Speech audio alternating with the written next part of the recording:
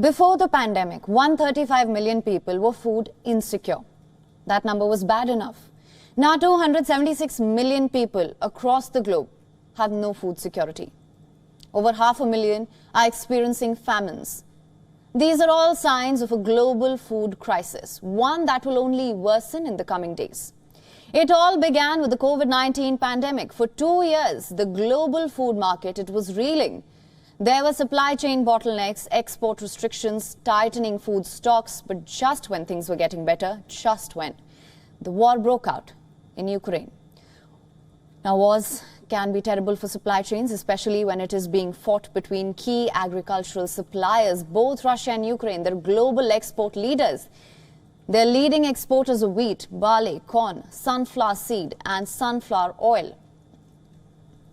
So as soon as the war started, prices skyrocketed. Let's get to the numbers here. Sugar prices rose by 21.8%. Meat rose by 21.9%. Dairy up by 47.1%. And oil prices up by a whopping 137%. Russia is also the world's largest wheat exporter. They make up to 17% of global exports. Ukraine, on the other hand, the fifth largest, accounting for almost 10% of the global exports. So together, the two account for almost 30% of the world's wheat supply. Now that's a huge chunk of supply that was just impacted overnight. Both countries tried to keep up with the demand, but it was almost impossible. So naturally, there were consequences. Here's a look at the countries that were the worst hit. First one, Egypt, biggest wheat importer in the world. Turkey, the second.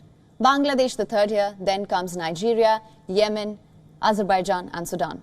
Also on the list are Libya, Lebanon and Tunisia. Things got so bad that it fueled protests across the globe. From Latin America to West Asia, people took to the streets. In some countries, prices of some essentials shot up by as much as 300%, a move that triggered widespread unrest.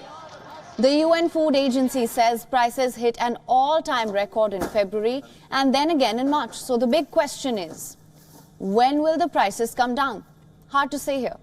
Production depends on very hard to predict factors, but the problem cannot be solved without Russia and Ukraine restoring their output. That is crucial right now for global food security, or else meals on the table will just get more and more expensive.